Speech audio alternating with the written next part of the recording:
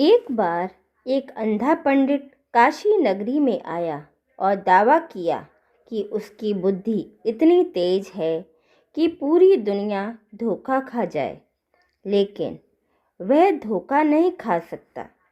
उसने काशी के सभी पंडितों को, ब्राह्मणों को ललकारा कि मेरे 20 प्रश्न हैं। इन 20 प्रश्नों के यदि कोई उत्तर दे दे तो मैं उसे अपना गुरु धारण कर लूं, अन्यथा वह मुझे अपना गुरु धारण कर ले। अब जहाँ तक चुनौती स्वीकार करने की बात थी, उसमें कोई समस्या नहीं थी, लेकिन असली बात तो यह थी कि यदि प्रश्नों के उत्तर नहीं दे पाए तो उसे गुरु धारण करना पड़ेगा। इस बात पर कोई भी ब्राह्मण सहमत नहीं हुआ। उसने सबसे पूछा कि कौन है यहाँ पे जो प्रकांड ज्ञाता, जो विद्वान हो, लेकिन सभी लोग घबराहट में पीछे हट गए। अंततः वह काशी नरेश के दरबार में पहुँचा और कहा कि क्या आपके राज्य में कोई ऐसा बुद्धिमान व्यक्ति नहीं है जिसके साथ मैं अपने यह 20 प्रश्न साझा कर सकूं, जो मेरे इन 20 प्रश्नों के उत्तर दे सके। काशी नरेश ने कहा कि हे पंडित जी, आपका नाम क्या है? आप अपना नाम बताइए, क्योंकि आप जिस धरती पर खड़े हैं यह विद्या की धरती है। यहाँ पर लोग विद्या अध्ययन करने के लिए आते हैं। काशी जो है वह गढ़ है ज्ञान का, और ज्ञान के गढ़ में आकर और आप चुनौती दे रहे हैं। उस व्यक्ति ने कहा कि मेरा नाम सुदर्शन है। मैं जन्म से अंधा अवश्य हूँ, लेकिन मेरे गुरु ने मुझे इतना ज्ञान दिया है। लेकिन फिर भी मेरे यह 20 प्रश्न हैं। मुझे इन 20 प्रश्नों के उत्तर चाहिए कि यदि काशी ज्ञान का गढ़ है, ज्ञान की नगरी है, तो बताइए मुझे कि किसके साथ मैं ये अपने 20 प्रश्न बांटूं, किससे पूछूं। तो काशी नरेश ने कहा कि इस काशी में जो सबसे ज़्यादा विद्वान है वह है स्वामी रामानंदाचार्य। स्वामी रामानंद के पास आप जाइए और वह आपके प्रश्नों के सभी उत्तर दे सकते हैं। तो उस अंधे पंडित सुदर्शन ने जाकर रामानंद जी को ललकारा, कहा कि हे ब्राह्मण श्रेष्ठ, काशी नरेश कहते हैं कि आप इस संसार के और इस काशी के मुख्य ब्राह्मण हैं। आप इन सभी के गुरु हैं। आपके यहाँ पर 1400 शिष्य हैं, जो कि इस काशी नगरी में सर्वाधिक हैं। आपसे बड़ा कोई ज्ञानी नहीं। आप क्या मेरे 20 प्रश्नों के उत्तर दे सकते हैं? स्वामी रामानंद जी ने पहले उनके कुल, गोत्र और इन सब की जांच की और उसके बाद कहा कि आपके प्रश्नों के उत्तर तो दिए जा सकते हैं। कौन से हैं आपके प्रश्न? लेकिन उस व्यक्ति ने कहा कि आप मेरे प्रश्नों के उत्तर देने से पहले मेरी शर्त सुन लीजिए। यदि आप हार गए तो आपको मुझे अपना गुरु धारण करना होगा, और यदि मैं हारा तो मैं आपको अपना गुरु धारण कर लूँगा। स्वामी रामानंद जी ने कहा कि ठीक है, तुम्हारी यह शर्त मुझे स्वीकार है। स्वामी रामानंद जी ने कोई अहंकार का प्रदर्शन नहीं किया। लोगों की भांति वह डरे नहीं, इससे क्योंकि वह जानते थे कि ज्ञान उन्हें है, और वह जानते थे कि यह व्यक्ति जो अंधा है यह कोई ऐसा वैसा व्यक्ति नहीं है। यह सुदर्शन नाम का व्यक्ति जब पूरे संसार में, पूरे भारत में भ्रमण करके आया है, सबको परास्त करके आया है, तो ज्ञानी ही होगा। और यदि कोई ज्ञानी है तो उसे यदि मैं अपना गुरु बना भी लूँ तो मुझे तो क्या ज्ञान ही अर्जित होगा, इसमें मेरा कोई नुकसान नहीं है। तो ये भाव रखने के कारण स्वामी रामानंद जी ने कहा कि ठीक है, यह 20 प्रश्न आप मुझसे पूछ सकते हैं। लेकिन सुदर्शन ने कहा कि नहीं, मैं यह 20 प्रश्न आपसे राज दरबार में पूछना चाहता हूँ, ताकि आपके राजा भी इस चीज़ के गवाह रहें कि मैंने आपको परास्त किया। तो स्वामी रामानंद जी ने कहा कि ठीक है, यदि आप ऐसा चाहते हैं तो ऐसा ही सही। अगले दिन सभा बुलाई गई और सभी को कहा कि सभी लोग उपस्थित हों। जितने भी वहाँ पर ज्ञानी पंडित थे, सभी के सभी राज दरबार में उपस्थित हुए। दरबारी हो, मंत्री हो, कवि हो, सेनापति हो, प्रजा हो, ब्राह्मण हो, पंडित हो, सभी सेवा करने वाले सब के सब वहाँ पर दरबार में आए, यह देखने के लिए आखिर कौन है वह पंडित जो दरबार को चुनौती देने आया है, जो इस पूरी काशी को चुनौती देने आया है। यह खबर जब कबीर साहिब तक पहुंची तो वह भी दौड़े वहाँ से। दौड़े इसलिए नहीं कि वह यह जानना चाहते थे बाकी लोगों की तरह कि कौन चुनौती लेकर आया है, बल्कि वह इसलिए कि उनके गुरु को किसी ने चुनौती दी है और वह उनके शिष्य हैं। तो एक शिष्य को पार किए बिना कोई उनके गुरु तक कैसे पहुंच सकता है?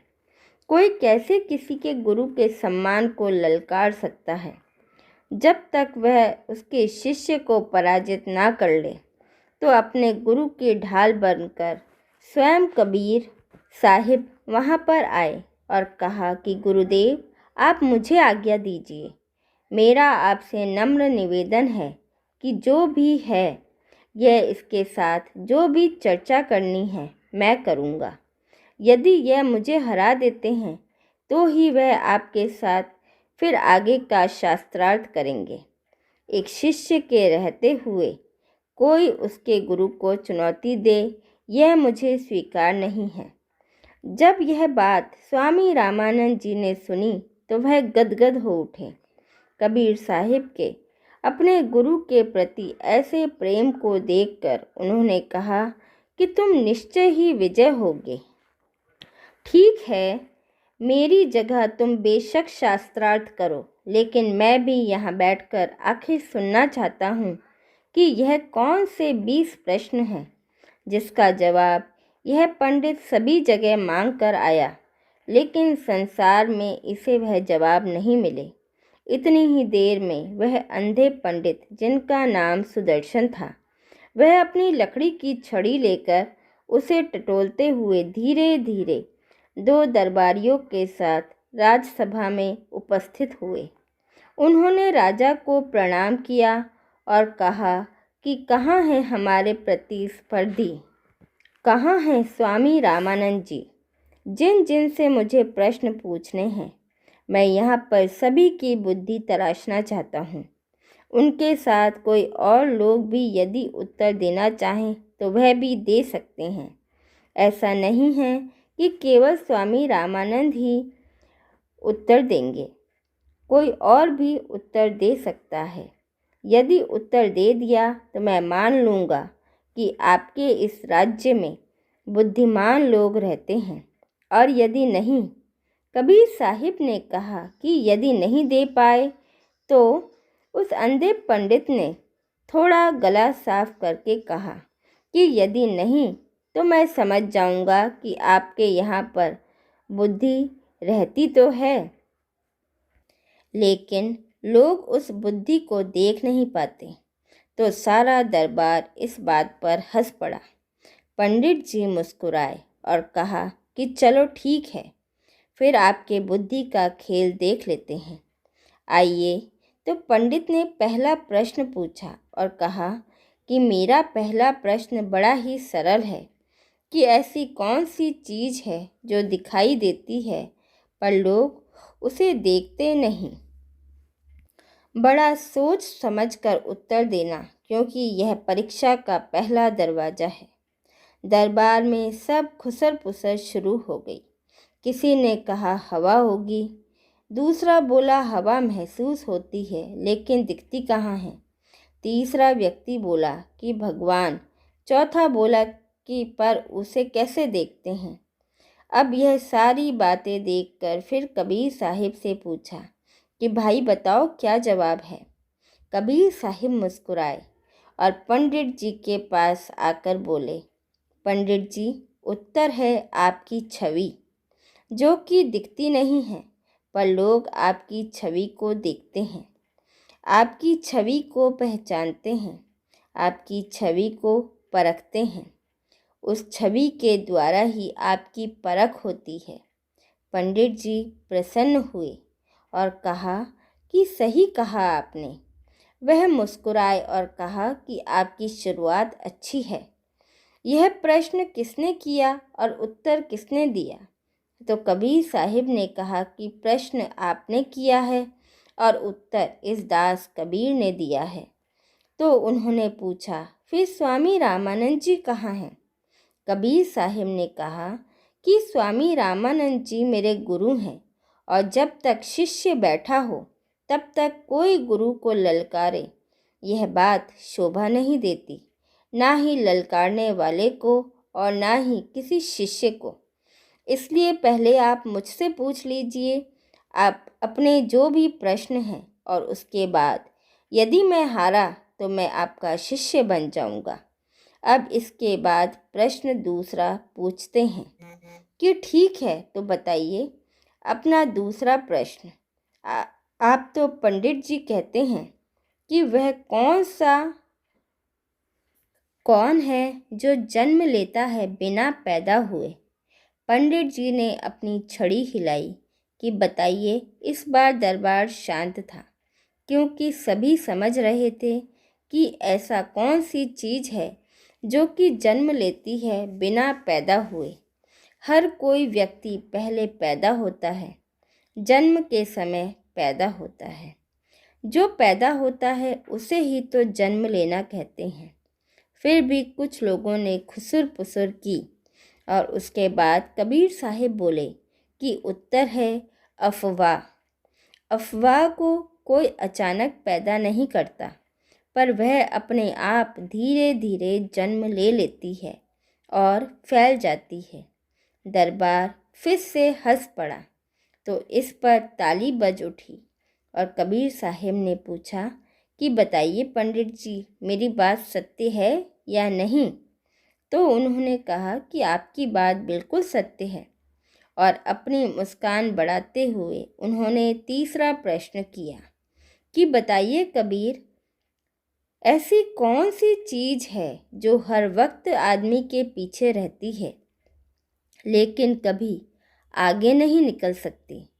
जितने कदम व्यक्ति भरेगा वह उतने ही कदम भर सकती है, लेकिन वह उससे आगे नहीं जा सकती। तो कबीर साहिब तुरंत बोले, उत्तर है परछाई। हमेशा पीछे, कभी आगे नहीं। आप उसकी तरफ अगर कदम करके चलना भी चाहोगे तो जितने आप कदम भरोगे वह केवल उतने ही कदम भर सकती है, उससे आगे नहीं बढ़ सकती। वो आप 3 कदम चलते हो तो वह चौथा कदम नहीं चल सकती। चाहे आप उसकी तरफ मुंह करके चलिए, चाहे आप उसकी तरफ पीठ करके चलिए। तो काशी नरेश बोले, यह तो बड़ा ही सरल प्रश्न था। तो इसके बाद चौथा प्रश्न पूछते हैं और प्रश्न था कि जिसके हाथ होते हैं लेकिन पकड़ नहीं सकते, ऐसा क्या है? ऐसा क्या है जिसके हाथ होते हैं लेकिन पकड़ नहीं सकती? दरबार गंभीर था। अंधे पंडित हर प्रश्न के साथ अपनी चालाकी बढ़ाते जा रहे थे। उन्होंने कहा कि बताओ कबीर, फिर ऐसी कौन सी चीज़ है जिसके हाथ होते हैं पर वह कुछ पकड़ नहीं सकती? सब सोचने लगे।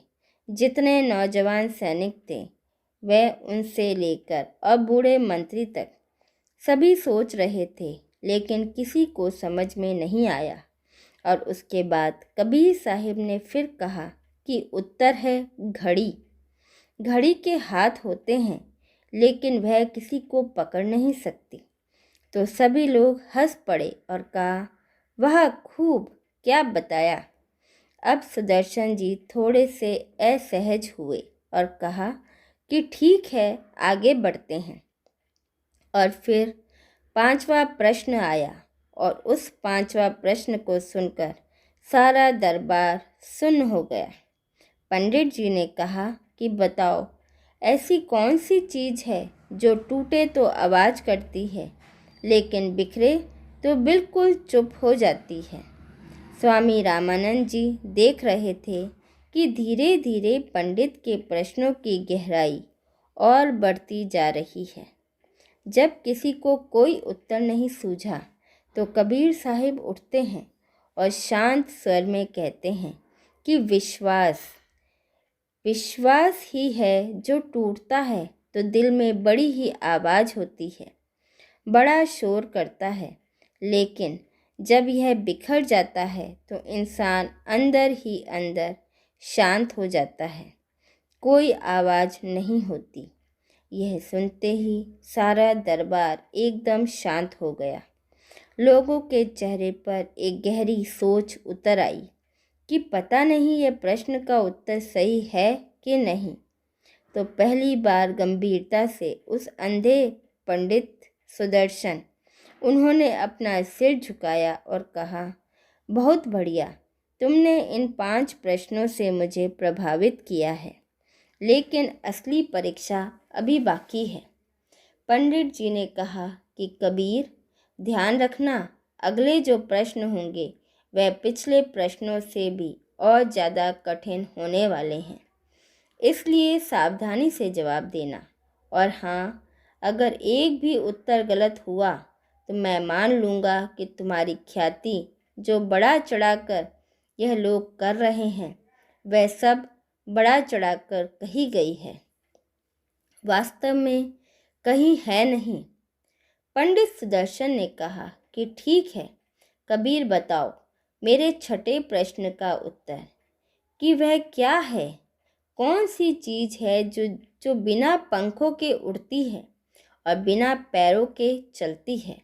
ध्यान रहे, जवाब बहुत आम नहीं, गूढ़ होना चाहिए।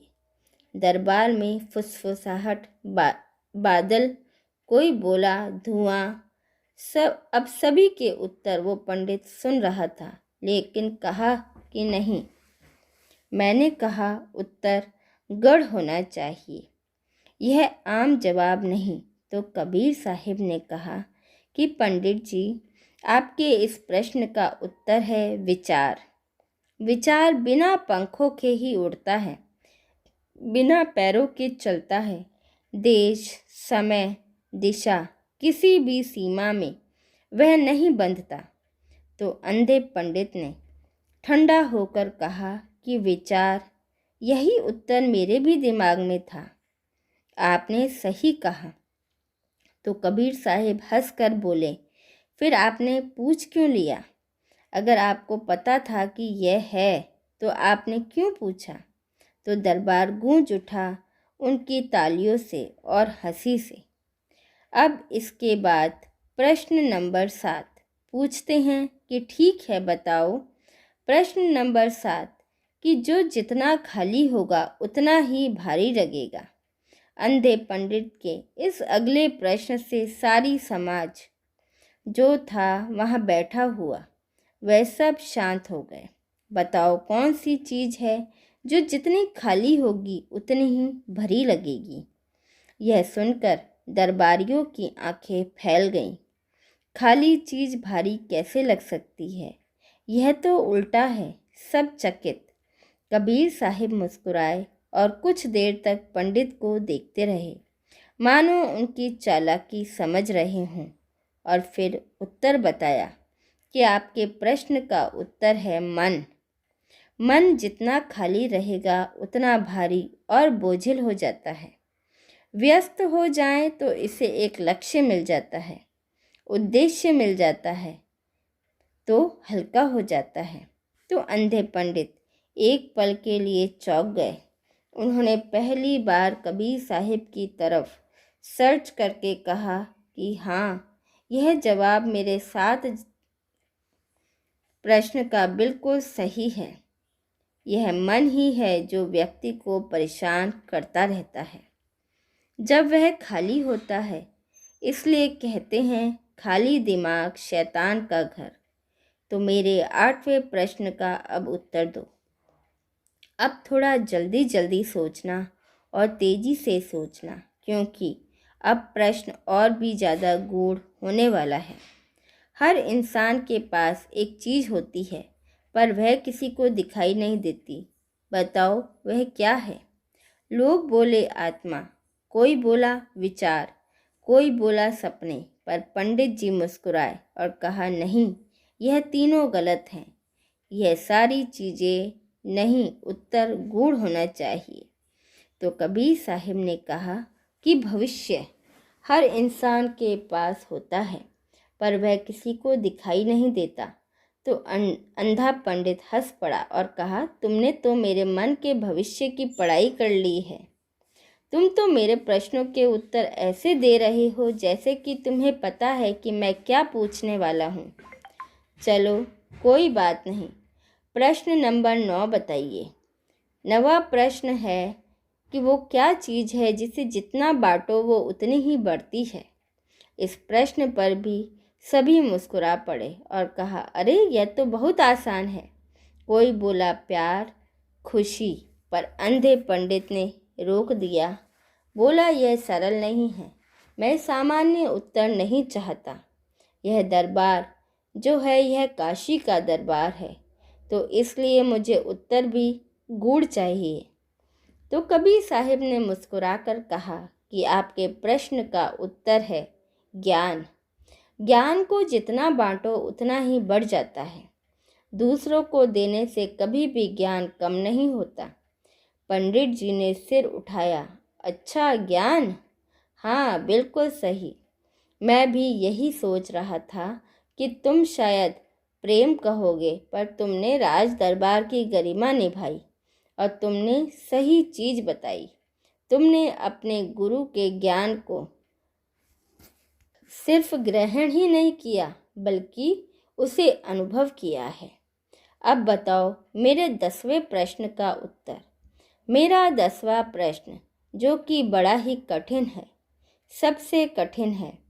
तो उन्होंने पूछा कि ऐसी कौन सी चीज़ है जो हर जन्म में बदल जाती है, लेकिन फिर भी वही रहती है।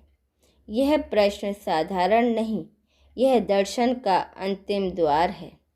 ध्यान रखना कि उत्तर गूढ़ होना चाहिए। अब जो दरबार था वह सांस रोककर कबीर साहिब की तरफ देख रहा था कि आखिर ऐसी कौन सी चीज़ हो सकती है। कबीर साहिब ने कहा कि आपके कर्म, उनके फल, उनका प्रभाव, उनका चक्र हर जन्म में वही रहता है। कर्म ही वह तत्व है जो आत्मा के साथ यात्रा करता है। और दरबार के अंदर यह प्रश्न का उत्तर सुनते ही गहरा मौन छा गया। काशी नरेश की आंखें, उनमें चमक थोड़ी थोड़ी दिखने लगी। लगा कि शायद यह उत्तर सही हो। सभी लोगों ने श्रद्धा से कबीर साहिब की तरफ देखा और अंधे पंडित ने धीरे धीरे अपना सिर झुका दिया कि हाँ। उन्होंने कहा, कबीर, आज मैंने पहली बार महसूस किया कि अंधा मैं हूँ और देखने वाले तुम हो। तो जो सुदर्शन जी अभी तक मुस्कुरा रहे थे, वही अंधे पंडित सुदर्शन अब उनकी चेहरे की मुस्कान गायब हो चुकी थी और उसकी जगह एक भारी गंभीरता ने ले ली थी। स्वामी रामानंद जी ने कबीर साहिब को कहा कि कबीर, इनके प्रश्नों की गहराई बढ़ती जा रही है, थोड़ा सतर्क रहना। कबीर साहिब ने कहा कि गुरुदेव, जब तक आपका वर्ध हस्त मेरे सर पर है, तब तक मुझे चिंता करने की ज़रूरत नहीं। आपका दिया हुआ ज्ञान, आपके दिए हुए ज्ञान से मैं इनके सभी प्रश्नों के उत्तर दे दूंगा। आपके आशीर्वाद से मुझे कोई चिंता नहीं। मुझे पता है कि इनके सभी प्रश्नों के उत्तर आज इन्हें मिलेंगे। तो उसने कहा कि ठीक है, अभी तो केवल आधा ही युद्ध हुआ है, वह पूरा हुआ है। अभी आधा युद्ध बाकी है। कबीर साहब बोले, यह युद्ध आपके लिए होगा, मेरे लिए तो यह केवल मेरे गुरु की सेवा है। आप अपना प्रश्न पूछिए। तो पंडित जी ने अपना 11वां प्रश्न पूछा। कहा कि बताओ, ऐसी कौन सी चीज़ है जो बिना बोले ही सच और झूठ बता देती है। पर यह मत कहना कि चेहरा, नज़र या दिल। मैं सामान्य उत्तर नहीं चाहता। अब दरबार चौंक गया। प्रश्न बड़ा गूढ़ था। अब काशी नरेश ने भी सोचा कि क्या हो सकता है। कबीर साहिब ने पंडित जी के पास जाकर शांत आवाज़ में कहा, उत्तर है समय। समय बिना बोले बता देता है कि कौन सा सच्चा है और कौन झूठा है। महल भर में सन्नाटा छा गया। उसके बाद फिर तालियों की गड़गड़ाहट। अंधा पंडित दांत भींचकर बोला कि अच्छा, सही जवाब, ठीक कहा तुमने। अब प्रश्न 12वां सुनो। जो जितनी तेजी से दौड़े उतनी ही जल्दी खत्म हो जाता है। बताओ, ऐसी क्या चीज़ है जो जितनी तेजी से चले उतनी ही तेजी से खत्म हो जाती है। अब जवाब में चालाकी नहीं चलेगी। दरबार में भी खुसुर पुसुर, कोई कहे तेल, कोई कहे मोमबत्ती। इंसान की उम्र। पंडित बोले, गलत गलत, सब गलत। कबीर साहिब मुस्कुराए, बोले, उत्तर है गुस्सा। जितना तेज गुस्सा भड़केगा उतनी ही जल्दी खत्म हो जाएगा। जो लोग गुस्से को दिल में दबाकर रखते हैं, उनका गुस्सा धीरे धीरे उन्हीं को खाता रहता है और वह महीनों वर्षों तक चलता है। लेकिन जो अपने गुस्से को निकाल देता है, गुस्सा उसी समय खत्म हो जाता है।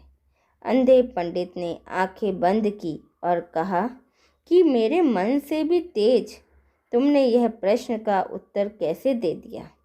चलो कोई बात नहीं, अब 13वां प्रश्न सुनो और इस 13वें प्रश्न के उत्तर को देने की कोशिश करो।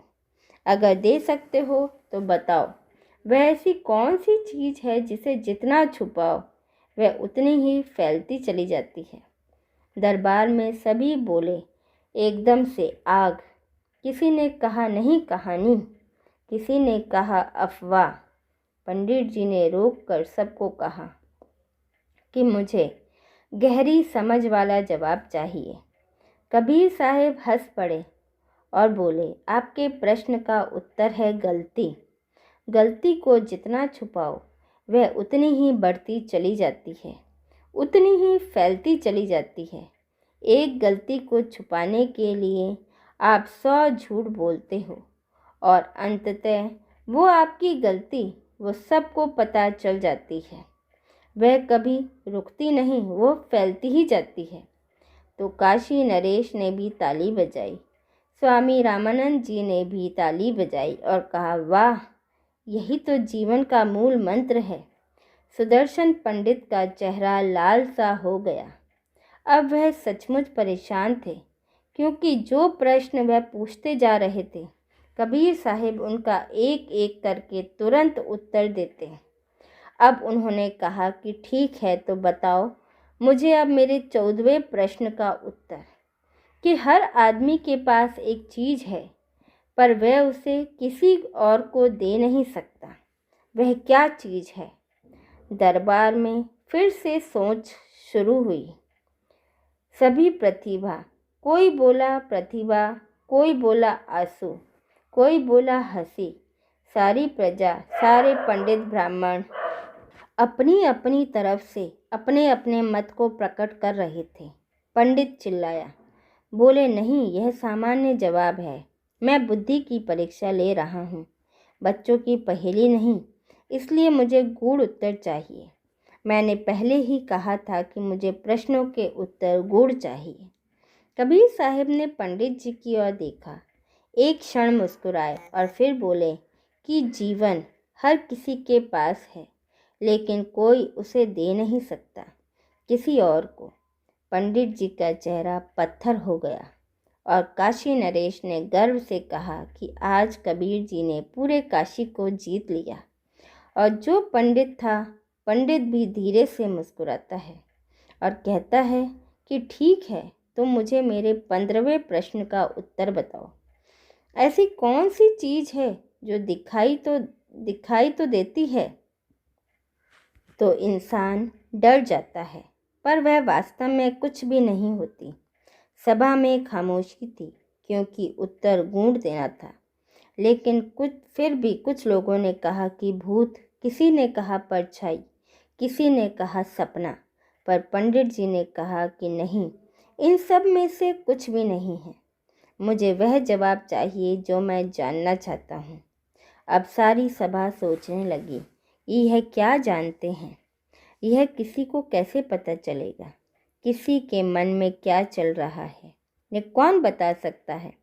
कबीर साहब मुस्कुराते हुए बोले कि पंडित जी, आपके प्रश्न का उत्तर है भ्रम। भ्रम दिखाई देता है, भ्रम डराता है, लेकिन असल में उसका कोई अस्तित्व ही नहीं होता। पंडित एकदम से चुप हो गए, मुट्ठी कस ली। पहली बार उनके चेहरे पर शिकन पड़ी और काशी नरेश मुस्कुराए। स्वामी रामानंद जी मुस्कुराए। लगता है अंधा पंडित अंधे मोड़ पर आ गया है। पूरा दरबार हंसी से गूंज उठा, लेकिन कबीर साहिब ने कहा, नहीं, आप लोग हंस रहे हैं, लेकिन इनके ज्ञान भरे जो प्रश्न हैं उनकी गहराई को आप नहीं समझ रहे। इनके ज्ञान की जो अथाह गहराई है, आप उसे समझने की कोशिश कीजिए, तभी आप ज्ञानी बनोगे। किसी के ऊपर हंस देना बड़ी आसान बात है, बड़ा ही सरल है, लेकिन उसके जो ज्ञान की गहराई है उसे परख पाना और उसके ज्ञान से सीखना और उसका अनुभव करना, यह बड़ा ही कठिन है। अब यह बात जब कबीर साहिब की सुनी तो जो पंडित थे उनके भी माथे पर पसीना आने लगा।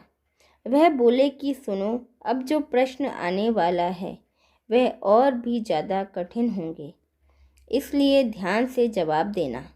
उन्होंने अपना प्रश्न पूछा कि जो सबका है और सबसे ज़्यादा चुराया जाता है। बड़ी ही चालाकी से उन्होंने अपना प्रश्न पूछा कि ऐसी कौन सी चीज़ है जो हर इंसान की है, लेकिन फिर भी दुनिया में सबसे ज़्यादा चोरी होती है। अब दरबार में हलचल मचने लगी। कोई बोले धन, कोई ईमान, कोई सोना। पंडित हंसा, बोले गलत, सब गलत, क्योंकि धन सभी के पास नहीं होता, ईमान हर किसी के पास नहीं होता, सोना हर किसी के पास नहीं होता। इसलिए यह प्रश्न का उत्तर गलत है। यह बड़ा ही गूढ़ प्रश्न है। कबीर साहिब ने धीरे से कहा, इसका उत्तर है समय। हर किसी का अपना होता है, हर किसी के पास समय होता है, लेकिन लोग उसी की सबसे ज़्यादा चोरी करते हैं, किसी का समय बर्बाद करके। बोले कैसे?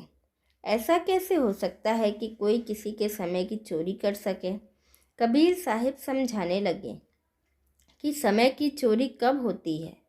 समय की चोरी तब होती है जब आप किसी के पास बैठते हैं, उसके साथ बेकार की बातें करते हैं। सत्संग में आप उस समय को नहीं निकालते, आप किसी की निंदा करते हैं, किसी की चुगली करते हैं। इसे व्यर्थ करना कहते हैं।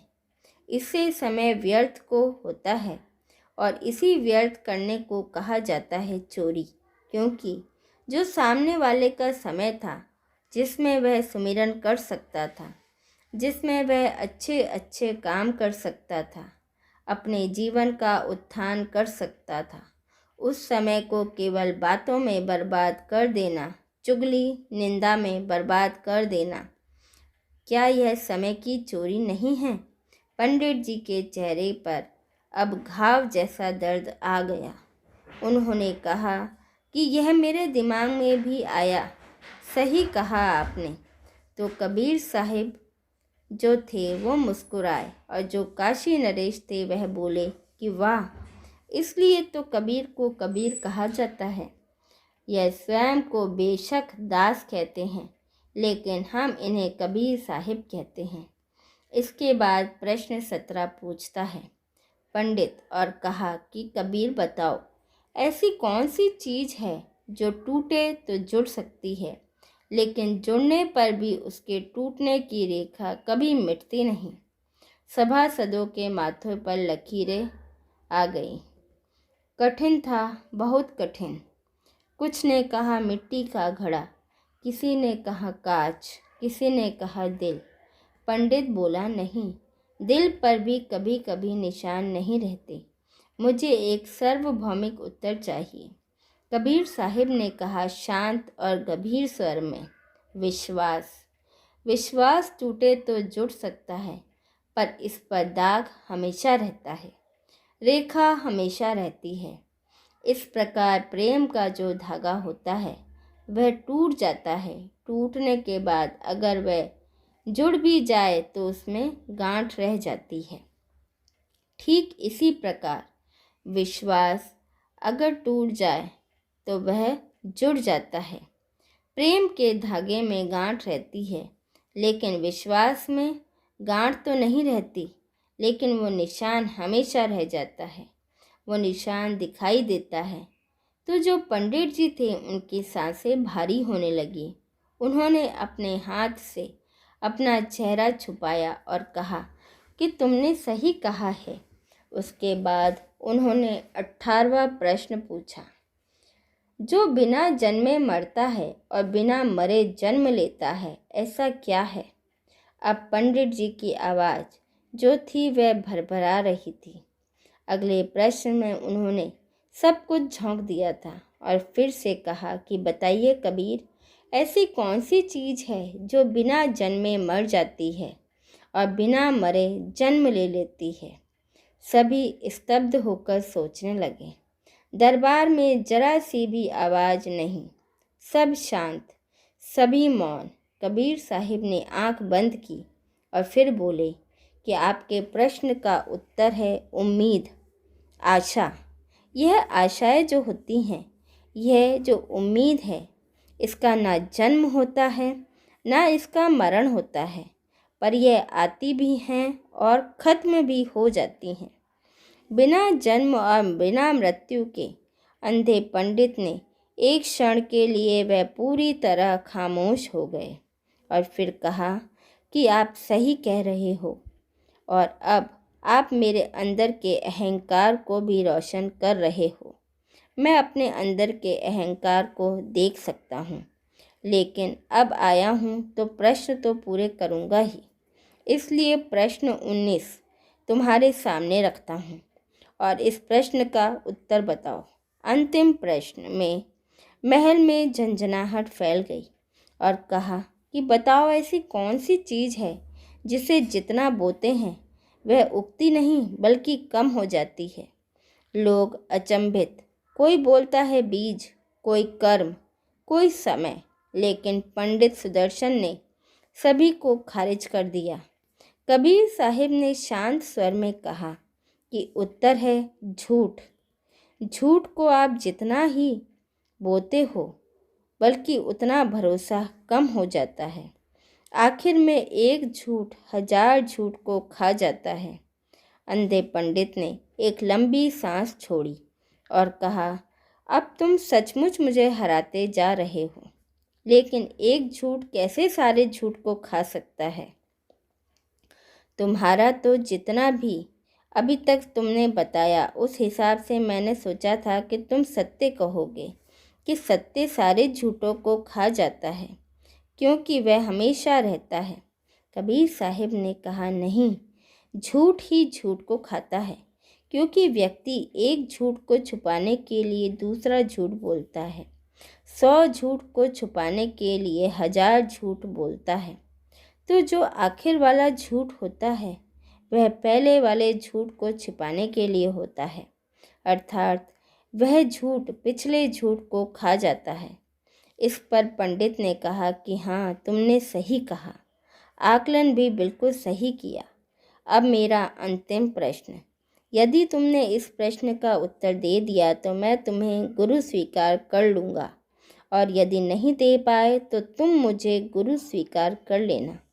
कबीर साहिब ने कहा कि आपने मुझे इतना ज्ञान दिया है, यह 19 प्रश्न जो आपने बताए हैं इस सारे दरबार को उससे कुछ ना कुछ ज्ञान ही मिला है, और जहाँ से ज्ञान मिले वह तो गुरु ही हो जाता है। यह जरूरी नहीं कि गुरु एक ही हो। गुरु तो सबसे पहले माता पिता भी हैं और सबसे अंत में आध्यात्मिक गुरु भी है। कुछ शैक्षणिक गुरु भी होते हैं जो केवल शिक्षा देते हैं। यह जीवन गुरुओं से ही तो भरा हुआ है। व्यक्ति अगर चाहे तो वह इस सृष्टि के कण कण से सीख सकता है। तो मुझे इस चीज़ में कोई दिक्कत नहीं आपको गुरु धारण करने में।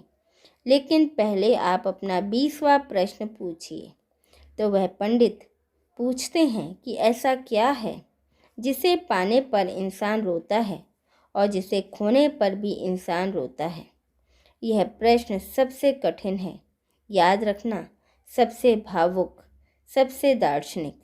बताओ ऐसी कौन सी चीज़ है जिसे पाने पर भी इंसान रोता है और जिसे खोने पर भी इंसान रोता है। पूरा राज दरबार शांत हो गया। स्वामी रामानंद जी भी बड़े विचार कर रहे थे कि आखिर ऐसी क्या चीज़ हो सकती है जिसे पाने पर व्यक्ति रोता हो और खोने पर भी रोता हो। ऐसी तो कोई चीज़ हो ही नहीं सकती।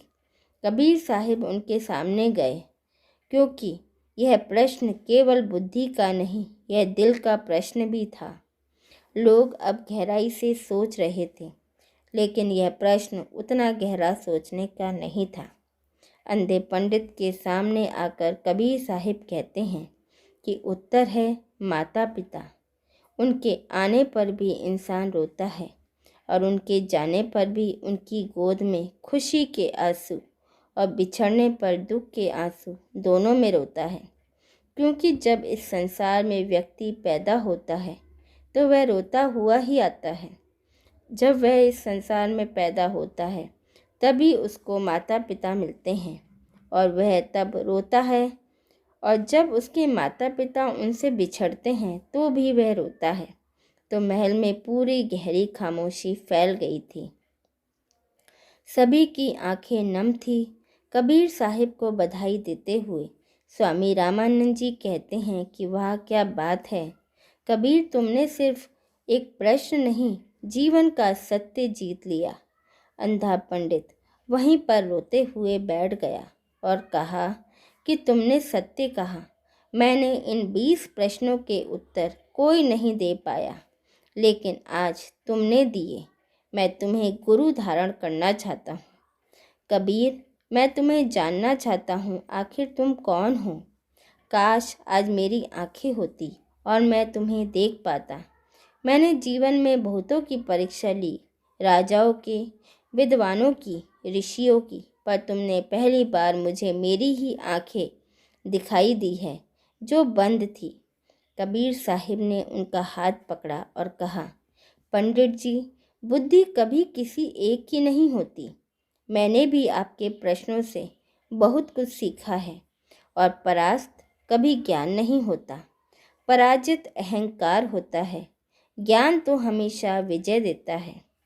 ज्ञान हमेशा विनम्रता देता है, कभी अहंकार नहीं देता। और जिस व्यक्ति को अहंकार आ गया वह वास्तव में अहंकारी होता है, ज्ञानी नहीं।